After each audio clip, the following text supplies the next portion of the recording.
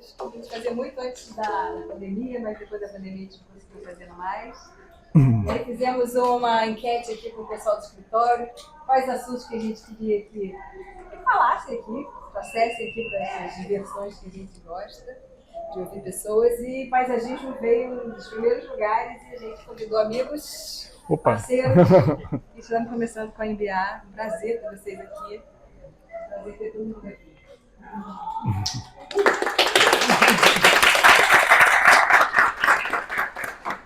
Bem, boa noite a todos. Eu estou realmente muito feliz de estar aqui, né? Ainda mais acompanhado de pessoas que eu gosto, que eu admiro. Tem várias pessoas aqui com quem eu já trabalhei, com quem eu trabalho, e isso é muito gratificante, né? Bem, meu nome é Duarte Vaz, sou arquiteto paisagista, estou aqui acompanhado das minhas sócias e sócios, companheiros de pesquisa, de criação, né? Estão aqui Helena Gepete, Bruna Madei, Isadora Iriker, né? Vitor Hugo está em algum lugar por aqui, né? E nos acompanha também os demais colegas, né? Larissa Scheuer, Fernanda Nadal, Bruno Kremer, Joana, Larissa, Milena, Matheus Bichara, esqueci alguém? Milena Mello. Todos. Bem, vamos falar hoje de paisagismo ecossistêmico, essa palavra que é um pouquinho complicada, mas eu vou tentar explicar, né? E, em seguida, Bruno, Isadora e Helena, nessa ordem, eles vão abordar temas que tangenciam nossa atuação, nosso trabalho, né? E espero que vocês gostem. Bel, Mari, Bob, equipe da Bebo, muito obrigado pelo convite. Sempre que eu venho aqui, eu me sinto super bem acolhido na vossa casa. Tá? Aqui tem um astral que me anima bastante. Quando eu saio aqui das reuniões, fico empolgado em trabalhar. E esse tipo de ambiente é muito importante para o processo criativo, sabe? Isso é muito importante. A gente, no nosso escritório, a nossa matriz para a criação, o que nos inspira, é a natureza.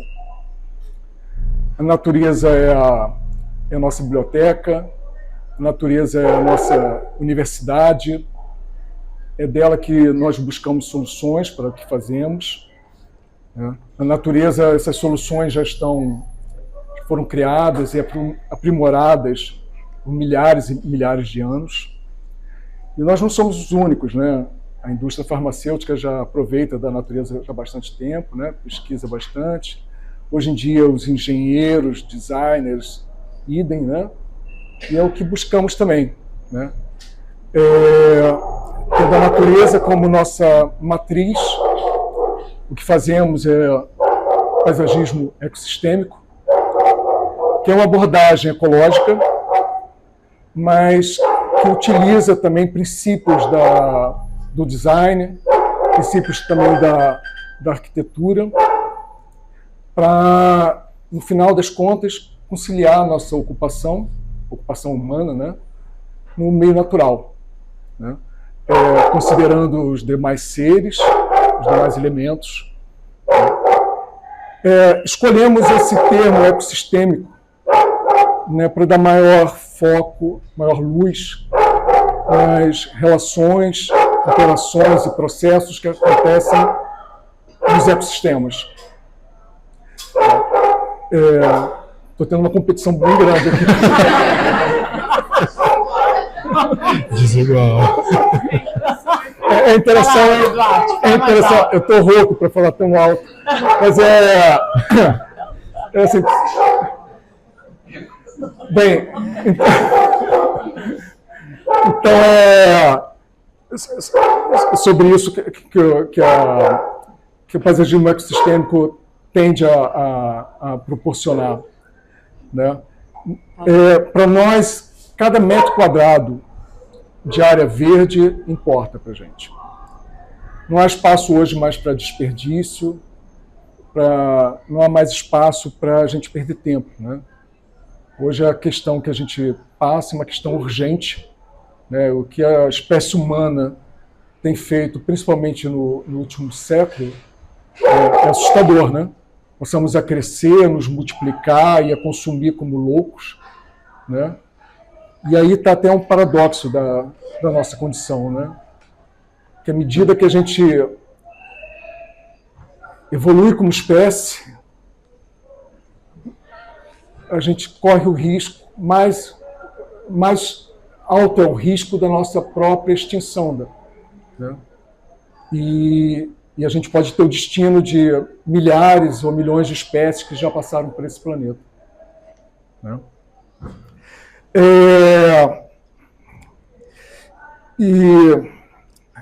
Mas, enfim, desse ponto,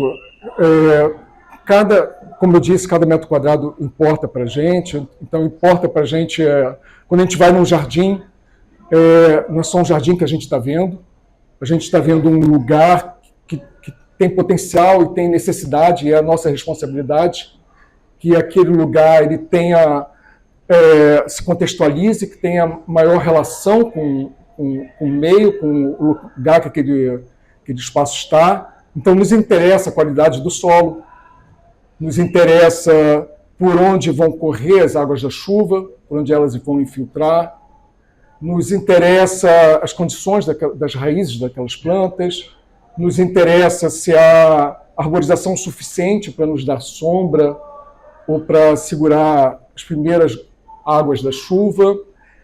Enfim, definitivamente, para o paisagismo ecossistêmico, para nós da MBA, a paisagem não é um cenário.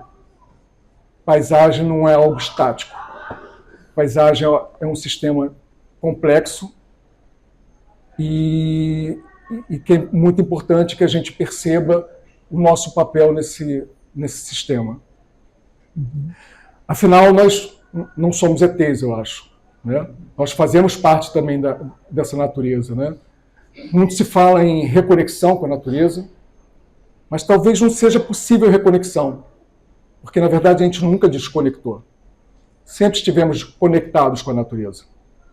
O que falta para a gente, eu acho que também é um dos motivos do nosso trabalho também, é ajudar as pessoas que elas percebam isso. Percebam quão conectados nós estamos, né?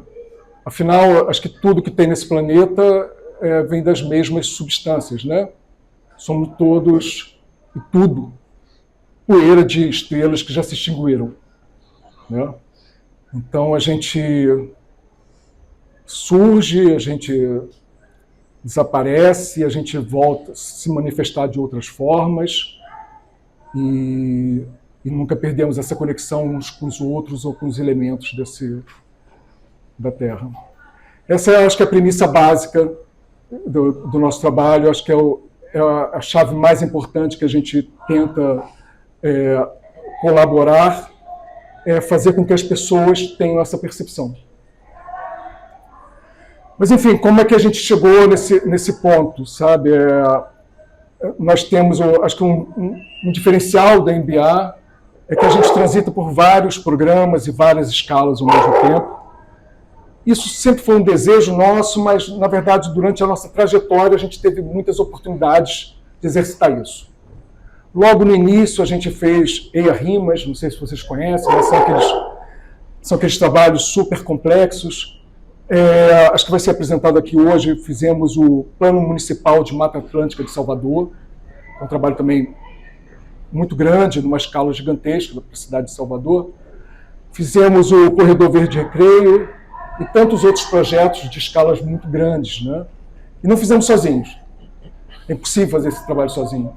Então a gente teve que contar com geólogos, com botânicos, com biólogos de diversas especialidades e tantos outros profissionais, né?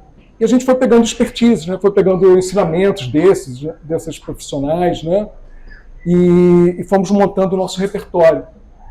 Esse repertório a gente utiliza também em escalas menores, claro que com mais ou menor frequência, com mais ou menor peso, de acordo com a escala também, né? Mas a gente não esquece algo que a gente trabalhou ontem para aplicar hoje, né?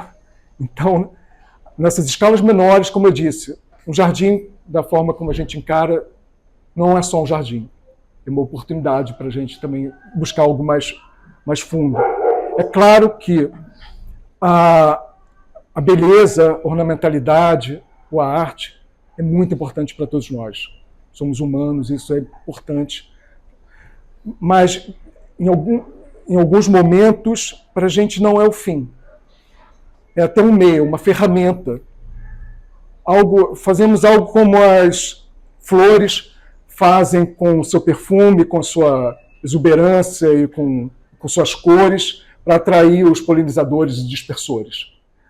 De alguma forma, em alguns projetos fazemos o mesmo. Aquilo ali é um chamariz também, para que as pessoas venham e passem um tempo ali. E quem sabe elas têm uma sintonia mais forte e essa percepção que eu estava me referindo chegue de forma mais fácil. Isso é o que fazemos, né? Eu acho que algo que sonhamos, sabe, é um dia a gente... eu imagino que um dia a gente possa pensar em paisagem e arquitetura como algo tão sobreposto, com uma ligação tão fina, que a gente nem perceba onde começa um e onde acaba o outro. E da mesma forma, um dia, eu sonho que a gente possa pensar em cidades em que suas florestas e matas têm uma ligação tão forte também, mas não pela sobreposição das estruturas construídas, mas pela possibilidade das cidades serem tão permeáveis e que se deixem a vegetação infiltrar e finalmente os animais correrem de forma harmônica também por nossas ruas, enfim, né? Esse é um dos sonhos que a gente tem e espero que vocês sonhem conosco dessa mesma forma. Bem, obrigado. Com vocês agora o Bruno Amadei, seguido da Isa e da Helena. Acho que a gente não está passando.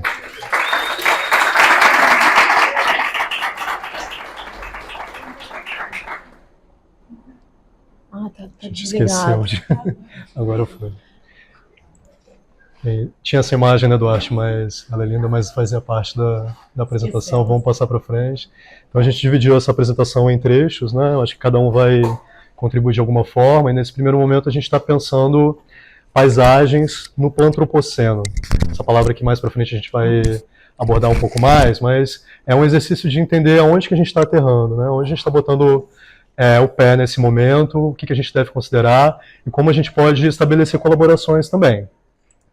Então, só para a gente se situar um pouco melhor, né, de onde a gente está falando desse território de extensão continental, que detém de 15% a 20% da biodiversidade do planeta. Isso é muito, né? A gente está falando de 6 biomas com especificidades, com diferenças muito grandes internamente. A gente está falando de áreas muito secas, áreas muito úmidas, áreas que estão na costa, áreas em altitudes mais altas, e cada uma delas contribui de alguma forma para isso que a gente entende como o Brasil.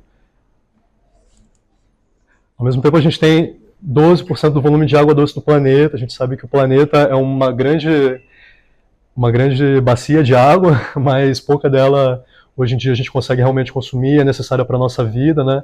Esses são dados mais ou menos recentes, do Map Biomas de 2021, mas ao mesmo tempo a gente vê uma transformação muito grande, principalmente nessas últimas décadas. Então esse é um dado também do Map Biomas, mostrando que nos últimos 30 anos houve uma perda de superfície de água equivalente a 15%, né, desse total. Então essa água está reduzindo, a superfície dela está reduzindo, esse ambiente está cada vez mais seco, e a gente de alguma forma já consegue perceber isso, né? Aqui são outros dados também, indicando, por exemplo, essa área de desmatamento da Amazônia, né, que é o nosso limite ali do agronegócio, de crescimento também, porque hoje a gente detém 7 a 8%, 9% do que um dia foi Mata Atlântica, né, que foi vegetado, só para entender um pouco melhor até onde a gente está indo. A gente percebe também essa perda de superfície de dunas e praias, 15% perdido nos últimos 36 anos. Essa costa, onde a gente também se insere, ela está se alterando e ela vai exigir de nós formas de adaptar e de entender melhor esses movimentos. Essa é uma imagem de Atafona, no norte do estado, não está muito longe da gente, mas que já conta um pouco sobre essas alterações, algumas relacionadas com essa interferência humana, né? Mas que já fazem a gente imaginar um pouco o que pode acontecer daqui para frente. A gente está falando de um país muito grande, muito populoso, né? Com muitas cidades, mas com algumas poucas cidades com muita população. Então, 208 milhões de habitantes, sendo que 60% deles estão vivendo em 6% dos municípios do país. Então, a gente está falando de um problema urbano também, principalmente, né? Quando a gente fala de natureza, de paisagem, de jardim, a gente também está falando de cidade. E, claro, uma situação muito desigual, onde 5% dos mais ricos possuem a renda dos outros 95%. Bem, tudo isso para falar que a gente já está sentindo esses efeitos da crise climática, a gente vai sentir cada vez mais, com certeza vocês já ouviram falar isso no jornal, recentemente, as notícias estão se sobrepondo, né? Então, crise climática já agrava secas, tempestades e temperaturas extremas, é irreversível, diz o painel do clima, o IPCC. A tendência é que essas ocorrências climáticas elas se tornem mais intensas e mais frequentes, mais difíceis de serem previstas daqui para frente. E cada lugar vive isso de uma forma diferente, cada população vai viver isso de uma forma diferente também. Então, no Rio, a gente já não está mais falando de 40 graus, a gente está falando de sensação térmica de 60 graus, que é um perigo para a nossa condição de vida, para a nossa rotina, né, para a forma como a gente se relaciona também.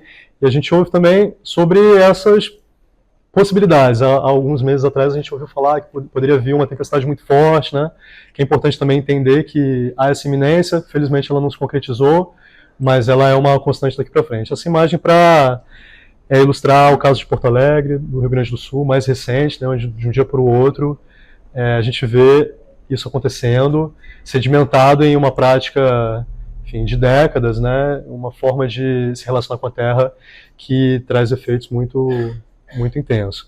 E o Bruno Latour, a gente está tentando sempre conversar com arquitetos, paisagistas, mas também se inspirando, interessando a partir desses outros diálogos e desses outros pensadores que estão pensando esse momento, né? Então ele diz que se essa angústia que alguns de nós, mais do que outros, têm sentido, se ela é tão profunda, é porque cada um de nós começa a sentir o solo ruindo sob os pés. A gente descobre, mais ou menos confusamente, as coisas não estão tão claras, que a gente está migrando rumo a territórios a serem redescobertos e reocupados. Nesse caso, ele não está falando de novos territórios, né? Ele está interessado por aqueles territórios onde a gente já está, mas pelos quais a gente vai ter que voltar o nosso olhar de uma forma diferente, né? Então, descobrir e reocupá-los de uma forma diferente. E para ele, a nossa única saída está em descobrirmos juntos qual território é habitável e com quem a gente pode compartilhá-lo. Várias palavras novas, a maior delas talvez seja o antropoceno, essa palavra que surgiu ali nos anos 2000, que ganhou uma força muito grande nos últimos anos, que vem permeando discussões, controvérsias, mas que está aí no vocabulário, né? A gente está mais familiarizado com ela no noticiário. Então, o antropoceno como essa palavra que indica essa era onde o ser humano é o agente de transformações geológicas, né? Há uma controvérsia muito grande, inclusive uma crítica muito grande a esse termo, como se o homem, o ser humano, fosse todo o mesmo, como se a gente não conseguisse ver as nuances entre uma comunidade tradicional, uma etnia indígena e talvez uma pessoa vivendo numa grande cidade, no norte global, consumindo muito, viajando muito, queimando muito combustível fóssil. A partir dessa palavra, várias outras surgiram, a gente não vai passar por todas elas, né, mas cada uma delas tem um foco diferente, pensando no regime capitalista, talvez, pensando nessa economia de plantation, que marcou toda a nossa história desde a colonização, mas aqui a gente quer trazer uma palavra a partir de uma chave positiva, que é essa última, o plantropoceno, de uma antropóloga, Natasha Meyers, que traz essa virada e esse olhar mais atento, mais generoso, principalmente para a vegetação. Então, o que ela quer, a Natasha Meyers, ela fala que o que ela quer ver criando raízes nas ruínas do pensamento do antropoceno, então já pensando essa releitura, nessa crítica, é o que eu chamo de plantropoceno. Essa é uma forma de pensar, uma episteme aspiracional, e uma maneira de viver em que as pessoas reconhecem a sua profunda interimplicação com as plantas. Então, para a gente, o antropoceno é um salto para entender jardins, para entender paisagens e para entender como nós, como arquitetos paisagistas, podemos interferir e pensar, imaginar outros futuros diante do antropoceno. E a Natasha Mestre também ela traz essa pergunta. Em um período de destruição ecológica em massa, que foi isso que eu mostrei no início, como as pessoas estão renegociando as suas relações com as plantas? Como elas estão projetando jardins para realizar, ou para encenar, ou para apresentar de uma outra forma essas relações entre plantas e pessoas? Essa é um pouco a nossa busca, né, o que vem nos motivando até aqui. E ela também traz uma definição provisória, abrangente, que é interessante nesse momento, a partir de várias outras definições de um jardim. Mas para ela o jardim é um local onde as pessoas encenam, apresentam, produzem, essa é uma tradução livre, né, para essa palavra do inglês, o stage, suas relações com as plantas. Então qualquer lugar pode ser um jardim, se a gente se atentar para as relações que estão sendo feitas ali entre pessoas e plantas, entre animais e plantas, né? E também mais uma definição que para a gente é importante, da Anna Tsing, uma outra antropóloga, que está atenta a esses movimentos, né? Para esse termo paisagem, que é muito forte, né? Para ela, a paisagem é uma reunião em formação, uma reunião que abarca seres humanos, que abarca pedras e plantas e animais e fenômenos. Então a definição pode ser estendida também para abranger reuniões multiespécie em formação. As minhas paisagens são reuniões em que muitos seres vivos e também coisas não vitais, como rochas e água, tomam parte. Isso tudo para falar que a gente deveria se atentar mais a esse aspecto colaborativo da natureza, né, que a Natasha Mestre traz e a Anna Tsing também, onde em alguns momentos a gente vai estar competindo por recursos, mas na maior parte do tempo a gente vai estar cooperando. Então a natureza, aquilo que a gente vê muito mais do que a competição, né, é na verdade a cooperação. Aqui tem algumas imagens de uma formação florestal, a gente vê as árvores com dossel altíssimo e todos os pontinhos vermelhos são bromélias que estão aproveitando dessa situação, estão encontrando ali um lugar seguro, mas também ventilado e com a incidência de luz apropriada para que elas consigam ir além ali no caminho delas. Nesse caso é uma figueira, mata-pau, ela tem esse nome, né, que está crescendo lá do topo de uma palmeira. Ela está num movimento contrário daquele que a gente costuma ver, né? Ao invés de uma árvore crescer de baixo, vir do solo, as raízes estarem ali em contato com o solo, na verdade ela está começando lá de cima. E essa foi uma foto 4 anos depois, assim, do início que eu observei isso. Essa foto já faz 5 anos e elas ainda estão lá. Então, em muitos momentos, a gente pode pensar pela chave da competição, mas em vários outros ela funciona também pela cooperação, né? E aqui essa colaboração minúscula dos líquens, que na verdade são uma colaboração evolutiva, né? O fungo com a alga, que não funcionariam separados. Eles evoluíram nesses milênios, né? Desde o início da formação da Terra, para funcionarem juntos. Se a gente separa um do outro, eles não funcionam mais. Então, tem muito isso também acontecendo. Isso para falar da colaboração que a gente se inspira, se interessa e tenta inspirar de alguma forma nas nossas atividades, né? Então essa é uma imagem antiga, precisa ser atualizada da nossa equipe, mas já tem alguns deles aqui, a gente consegue ver. E para abrir também para a Isa continuar com as soluções baseadas na natureza.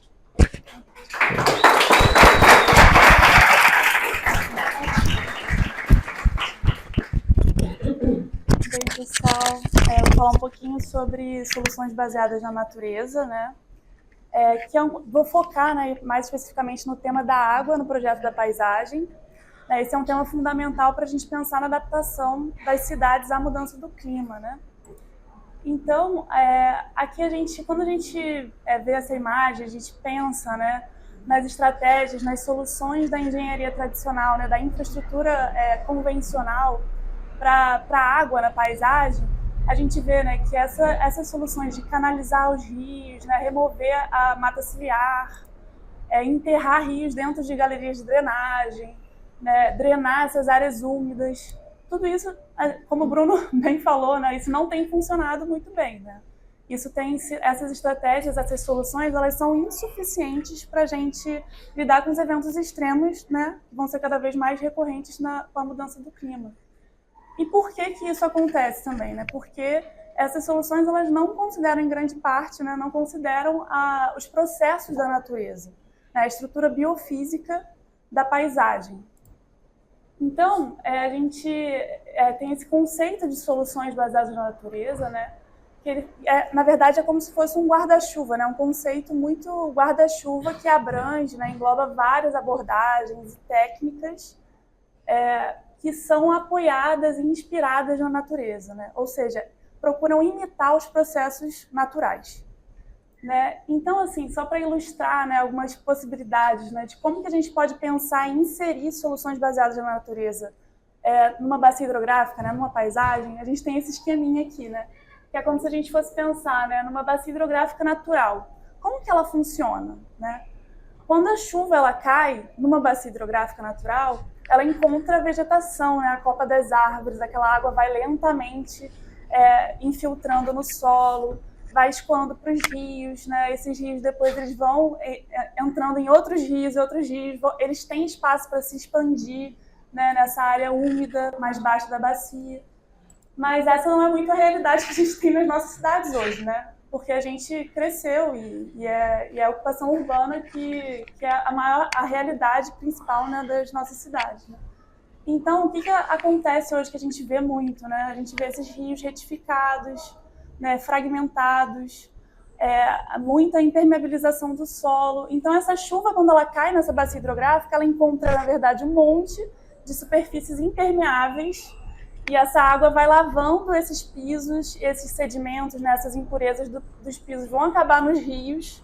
E essa poluição, na verdade, ela é uma, em grande parte, a causa, uma das causas principais, né, da poluição dos corpos hídricos, sabe? Essa poluição difusa que vem a partir dessa água da chuva lavando essas superfícies impermeáveis, né? E aí a gente também tem muita dificuldade em filtrar o solo aqui, e com essas superfícies impermeáveis e a canalização dos rios, a água vai chegando mais rápido, vai drenando mais rápido, e a gente tem essa situação, né, de inundação em áreas ocupadas, né? E a gente tem esse grande problema de saúde pública, né? E a gente pode pensar, né, em inserir soluções baseadas na natureza pensando numa infraestrutura ecológica, né, pensando em criar uma rede de espaços vegetados que funcionem para acolher essa água, não só em um lugar, não só próximo ao rio, por exemplo. Né? A gente pode pensar nisso em toda a bacia hidrográfica, né, de uma forma que a gente cria essas pequenas esponjas, né, que vão ficar ao longo da bacia, vão reter essa água e vão simular esses processos naturais que a gente foi retirando, né, com a nossa ocupação urbana. Aqui eu estou mostrando um pouco de algumas análises, né, que a gente faz de mapas para entender um pouco melhor cada paisagem, né, entender e mapear, né, fazer um zoneamento ambiental, entendendo, essa daqui, por exemplo, nesse caso, né, essa área azul é uma área que é uma área mais baixa, que ela é suscetível à inundação. Então, o processo predominante nela é o armazenamento da água, né? Então, tem soluções baseadas na natureza específicas para esse caso. Na parte mais verde escura, são áreas mais íngremes, então a gente precisa conter a erosão, né? Precisa de estratégias diferentes. Esse verdinho bem clarinho são áreas planas, mas que a gente não tem suscetibilidade à inundação. Então, a gente pode incentivar a infiltração. Então, todas esse mapeamento, né, que a gente pode fazer, a gente vai conseguindo associar ele com as soluções, né, com esses dispositivos que a gente vai conseguindo localizar nessa paisagem. Né? Aqui a gente tem alguns tipos de jardim de chuva e eles podem variar de acordo com a situação, né, do local. Por exemplo, quando a gente tem uma declividade, a gente pode pensar nessas barreiras para diminuir a velocidade da água. A gente tem várias formas de conectar esses jardins com a infraestrutura convencional de drenagem, o que é super importante também pensar nessas redundâncias, né? Porque pensando nesses eventos extremos, qual é o limite das chuvas, né? Então, é importante pensar nessas redundâncias. E aqui a gente tem vários tipos de alagados construídos, né? Que podem ser aplicados dependendo da situação. Esse é uma estratégia que a gente usa mais nas áreas de várzea, nessas áreas mais baixas. Aqui várias soluções também para contenção de encostas, né, através da bioengenharia, né, que também plantio em níveis. O teto verde, que é uma solução que a gente pode aplicar em toda a bacia hidrográfica, né? E aqui algumas outras soluções de pisos também que fazem mais ou menos sentido em determinado local da bacia. E aqui eu trouxe também um exemplo, né, de um jardim pequeno, numa escala menor, assim, né, que é o jardim de chuva que foi implantado no Carioca Shopping, para trazer também essa questão de como que é importante também a gente pensar num jardim numa escala pequena, né? Porque a gente sabe que, vou botar esse jardim de chuva, vai resolver o problema da bacia? Claro que não, né? O problema de inundação? Claro que não. Mas, além de ser uma estratégia de educação ambiental, a gente também está retendo essa água no lote, né? Então, isso é super importante da gente pensar que a gente está retendo essa água no lote e está evitando uma contribuição maior de água para o restante da bacia, né? Para as áreas mais baixas da bacia. E a gente pode implantar isso de uma forma segura, sabe? Pensando nessa conexão com a drenagem convencional, né? Isso aqui foi o esquema que foi pensado lá junto com os projetistas de drenagem, né, do Carioca Shopping, e foi o que a gente implantou lá. Aqui tem alguns outros detalhes também que né, a gente precisou colocar uma guia de balizamento por uma questão de acessibilidade, e a gente pensou também que, então vamos pensar nessas interrupções para garantir a entrada da água no jardim de chuva, né? E acaba que o projeto, né, esses desenhos, né, que a gente faz do projeto, acabam sendo também uma forma de ensinar para as pessoas como que funciona o jardim. Olha, a gente quer que a água entre, né? A gente não quer barrar essa água para entrar no jardim, né? Aí aqui só mostrando um pouco. E agora eu vou falar um pouquinho de um projeto numa escala maior, né? Uma escala mais ampla, é o Parque Igarapé São Joaquim. Esse é um projeto que a gente gosta muito, né? É um parque em Belém, né? A gente ganhou o 2º lugar no concurso para o parque, né? Nesse parque a gente ficou pensando muito em conciliar demandas, né? As demandas de uso do parque que estavam no escopo, né, do edital, junto com as necessidades, né, que a gente percebia de criar esse corredor fluvial, né? Um corredor fluvial ecológico que funcionasse como esse filtro para a paisagem, né? Ou seja, a gente está pensando aqui a gente inseriu diversos, né, dispositivos, soluções baseadas na natureza que vão receber essas águas das cidades e vão filtrar essa água para devolver para o rio uma água mais limpa. Até a gente tem também algumas soluções, por exemplo, aqui tem uma sucessão de alagados construídos e a ideia é que esses alagados eles possam filtrar a água, né, depurar a água através da fitodepuração, que é um trabalho que as plantas fazem para a gente, né? E aí essa água depois ela pode ser conduzida para essa piscina, que pode ser esse momento de celebração da água, né? E é algo totalmente diferente do que a gente vê hoje, né? Que as pessoas têm aversão à água, elas querem ficar longe da água, né? E a gente pensou que essa piscina pode ser uma oportunidade, né? Das pessoas imaginarem, olha, como seria esse se banhar no Igarapé de novo, né? E às vezes isso pode gerar depois outras intervenções, né? Que sejam mais efetivas para a despoluição do rio mesmo. A gente também pensou em vários caminhos que é justamente para aproximar as pessoas da água e dessa vegetação. Aqui a gente mostra um pouco essa planta baixa que mostra esse corredor, né, fluvial, que era mais o escopo do projeto, né, do edital, mas essas intenções desses braços entrando no tecido urbano, né, para que essa infraestrutura ecológica ela não seja só um eixo, ela consiga penetrar também no tecido.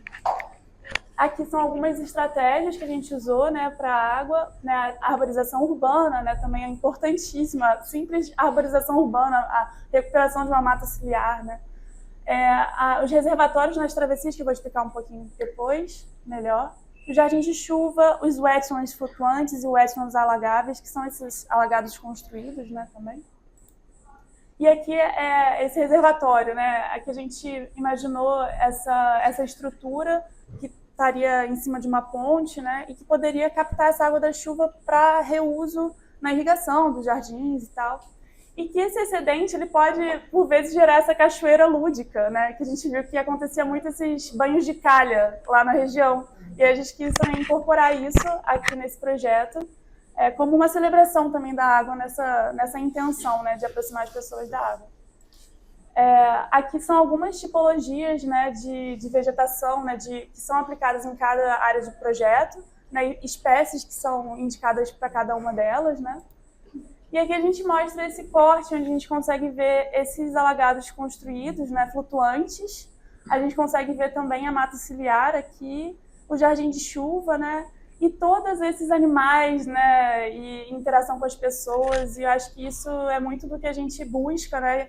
E só para deixar claro que as soluções baseadas na natureza não focam só na água, né, gente? Ela, na verdade, é enriquecimento de biodiversidade, é você pensar em atrair pássaros, as pessoas em contato com as plantas, né, os jardins de chuva agroflorestais. Então, a gente pode pensar em muitas interações que são muito interessantes, né, que se sobrepõem nessas soluções. Bem, agora eu vou passar para a Helena. Sim, nossa, encantou.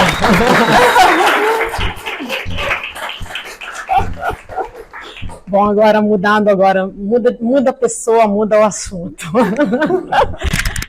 Então, só para mostrar como o Duarte disse, a gente atua em diferentes escalas, diferentes tipologias de projeto. Então, a Isadora mostrou infraestrutura verde, soluções baseadas na natureza, e agora a gente mostra que também a gente se interessa pelas relações das pessoas com as plantas, né? Não apenas dos pássaros, das borboletas, das águas, do solo, mas também o que acontece quando as plantas se relacionam com as pessoas. E a gente tem tido a oportunidade nos últimos anos de trabalhar em 3 projetos que a gente considera bem importantes no escritório, porque trabalharam com as relações entre pessoas e plantas num contexto religioso, no contexto das religiões de matriz africana, em 3 escalas diferentes. Numa, que é no Plano Municipal de Mata Atlântica, e depois mais 2 projetos menores, mas todos eles são atravessados pela relação entre plantas e pessoas mediadas pela religião. No Plano Municipal de Mata Atlântica, numa escala maior, e é uma parte do projeto, e nos outros é uma forma mais direta. Bom, agora contextualizando esse projeto, é um projeto grande, né, porque a gente teve que entender as áreas livres de Salvador, entender como que elas poderiam ser preservadas e conectadas. Salvador, assim, está sofrendo, como todo o Brasil, como o Bruno mostrou, assim, desmatamento, assim, violento. Eu tinha anotado aqui uns dados, de 9 mil hectares de 1985, florestam de 7 mil, Bruno, acho que era isso, né? Então, assim, até 2018, então, assim, o desmatamento está indo muito, muito rápido. Esse aqui são as áreas desmatadas até 2018, entre 2008 e 2018, então a gente vê que, assim, o que resta está sendo cada vez mais exprimido, né? Então, o que a gente fez? A gente foi, vamos entender, vamos ver como que são essas áreas verdes, vamos entrar nelas, né, e ver o que acontece. Aqui eu tinha esquecido desse slide, mas assim, mostrando o que está acontecendo, basicamente, ruas novas, condomínios, invasões, enfim, uma série de atividades humanas que estão, assim, reduzindo a área de vegetação, que, como a Isadora mostrou, Bruno, Duarte, enfim, são vitais, são importantíssimas para a nossa sobrevivência. E, bom, aí a gente entrou nos parques, nas áreas verdes. Essa aqui é uma imagem do Parque Bartolomeu. Então, a gente vê que as áreas verdes não são apenas, assim, áreas com plantas, mas áreas com pessoas que têm atividades de lazer, mas que também, assim, praticam uma série de práticas litúrgicas, né? A gente viu que em Salvador, todas as áreas livres, a maioria, são utilizadas tanto para fazer oferendas, como para retirada de folhas.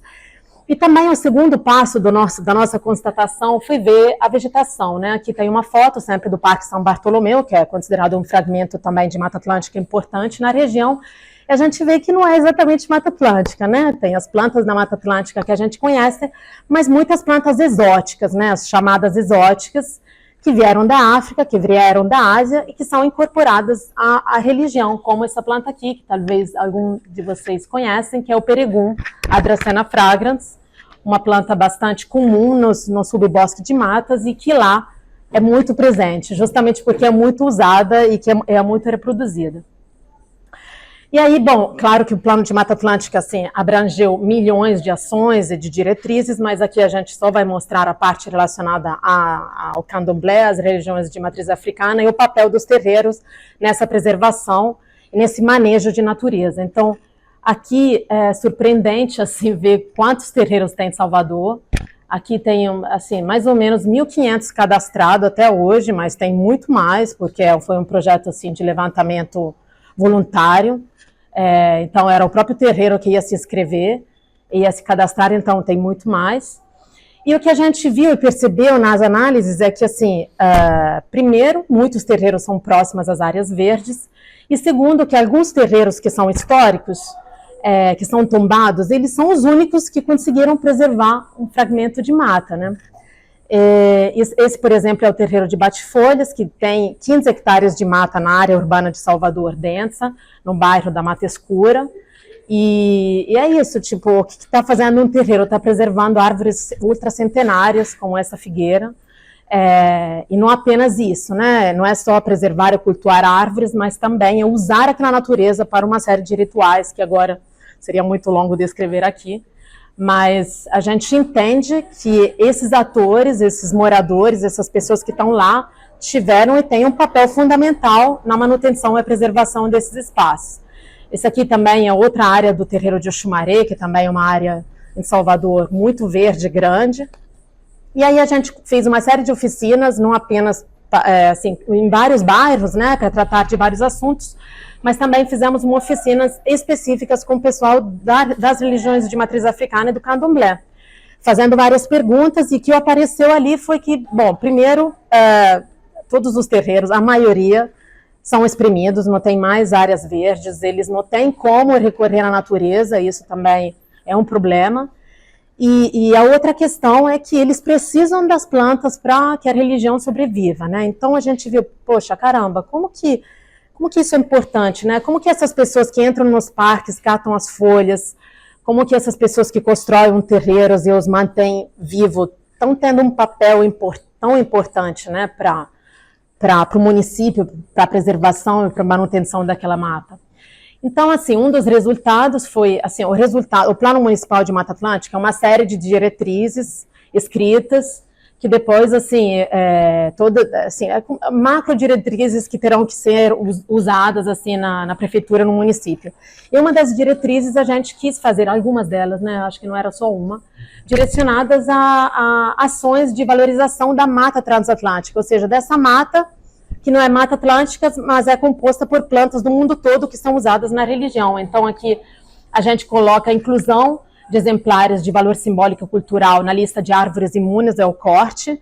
Isso em Salvador agora está passando, não sei se vocês conhecem ou viram, é um BRT que estão cortando árvores centenárias, figueiras, assim, nesse rótulo. É uma planta exótica, podemos cortar, no entanto, uma planta importantíssima para essa religião, para essas religiões, é uma planta ultracentenária. Muitas estão sendo cortadas. Então, se o Plano Municipal de Mata Atlântica tivesse sido em vigor, talvez, porque infelizmente, a gente comentou que em 2019, até hoje não foi aprovado. Isso por causa de questões políticas, tem as construtoras, as lobbies lá de Salvador estão assim fortes, e até hoje não foi aprovado, e sei lá se um dia será. Mas, enfim, a gente usa assim, pelo menos agora, para mostrar os nossos trabalhos.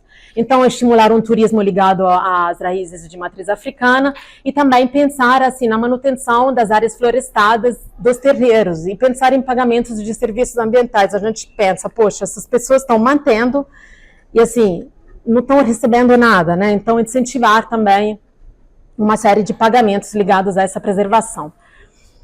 Indo numa escala menor, a gente sempre em Salvador, a gente fez o projeto de um jardim etnobotânico, e na verdade o Plano Municipal de Mata Atlântica veio depois, né? A partir desse projeto, eu inverti a ordem, a gente inverteu porque é da escala maior a menor, mas de certa forma ele trata dessas relações entre plantas e pessoas e como isso é importante para entender paisagens e planejamentos urbanos e paisagísticos e jardins, né? Porque no fim das contas, nos nossos jardins a gente também quer estimular a relação do homem, né, com o espaço. E aqui a gente viu o lugar e a gente mais uma vez se deparou com uma mata que não era exatamente Mata Atlântica, né? Embora esse fragmento seja um fragmento de Mata Atlântica que ia receber o projeto, a gente viu jaqueira, Comigo Ninguém Pode, de novo peregum, essa é uma semente de flamboyant, todas plantas que são exóticas, mas que são importantíssimas para a religião. Então, o que a gente pensou? Primeiramente, assim, o escopo era fazer um percurso, um trajeto entre diferentes jardins etnobotânicos, que fossem consagrados às divindades, os orixás, né, mas nas outras religiões chamam de outras formas, voduns, enquíssimas, a gente fala orixá porque é um termo mais conhecido. Mas além disso, além de fazer isso, a gente pensou, poxa, mas essa floresta, então, se a gente olha essa mata, ela não é apenas uma mata atlântica, né? Não são apenas árvores, essas árvores têm um significado, têm símbolos. Então, nossa proposta também foi de criar uma interpretação virtual. As pessoas com um aplicativo podem interpretar aquela floresta a partir do significado dos símbolos daquela religião, né? Então é isso, a mata pode ser cultura, pode ser muita coisa a partir da lente que a gente olha para ela. E aqui, assim, o projeto é enorme, não vamos mostrar tudo, só um jardim, só para mostrar também como aqui nós tivemos uma abordagem, digamos assim, menos literal, né? Os jardins botânicos a gente pensa, vamos fazer os canteiros divididos por famílias, ou vamos pensar a divisão dos canteiros por uso. Peraí. Eita, quem é que tem o Adobe craqueado, gente? Peraí, deixa eu ver. Não, deixa eu fazer aqui. Não. Clica no Saiba Mais. Saiba mais. Clica no Saiba Mais. Não saiba mais? Aí vai abrir o fecha. Fecha isso daí. Isso, mas já tá. Poxa, foi para frente. Então, aqui, então a nossa proposta foi criar ambientes.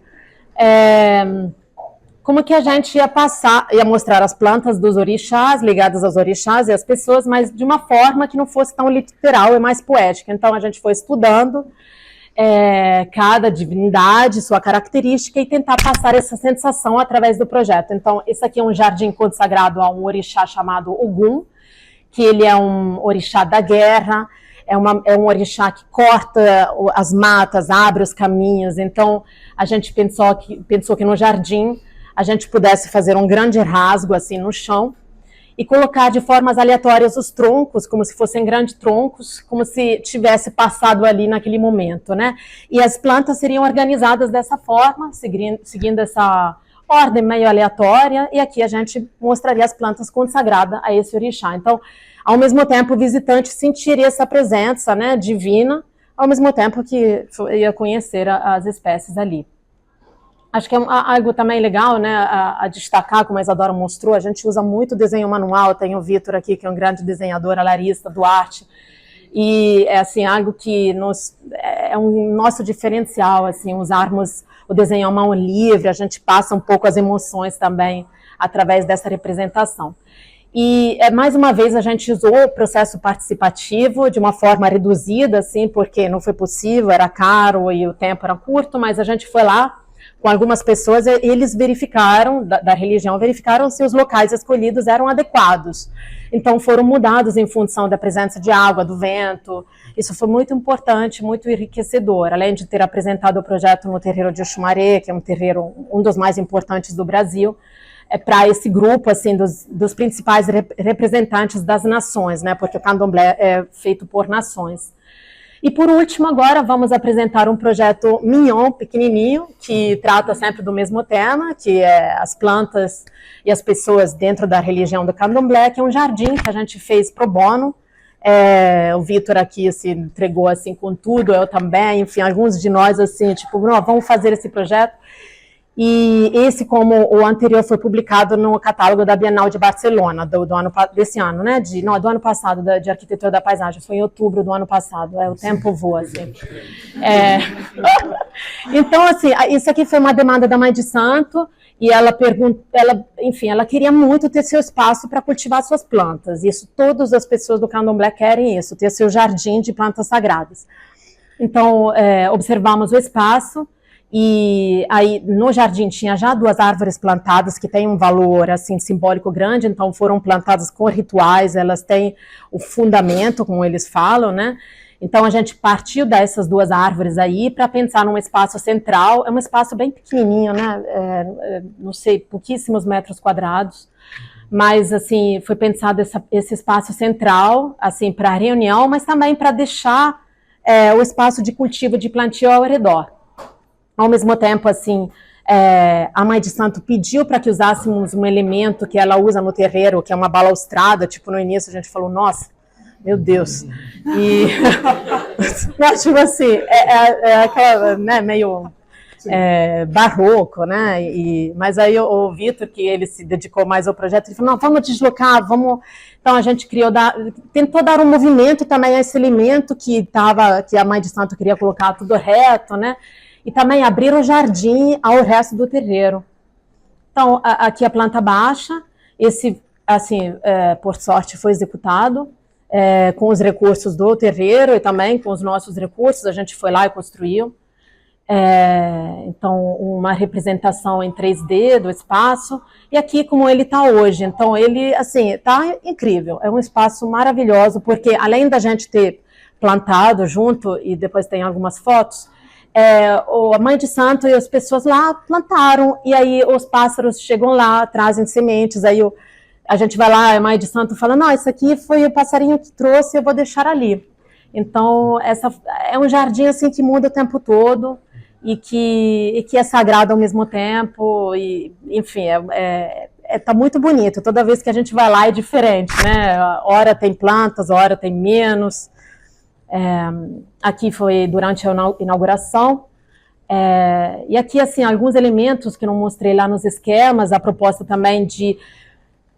a Mãe de Santo queria fazer algo fechado, né? E a ideia também foi olhar para que as pessoas pudessem olhar para fora, que tem a Serra da Mendanha, então pensar na natureza, o sagrado também a partir desse olhar, mantendo privacidade. E também, isso assim, foi uma construção muito simples, né? Mas propusemos algumas soluções também de morões de eucaliptos e cabos de aço para que as plantas pudessem crescer nas paredes. Então, hoje é como se fosse esse jardim todo abraçado pelas plantas trepadeiras, e dentro tem as plantas que cresceram, né, as plantas sagradas, enfim, é um tema muito profundo, meu tema de doutorado, aliás, depois do etnobotânico me apaixonei, falei, não, vou fazer doutorado, isso que eu quero estudar. Então, quem quiser saber mais, eu informo à noite. E é isso, aí a gente foi lá, aqui o Vitor, aqui, esse é o Vitor jardineiro, e todo mundo foi lá, plantou e fez esse jardim assim, junto com o pessoal de lá.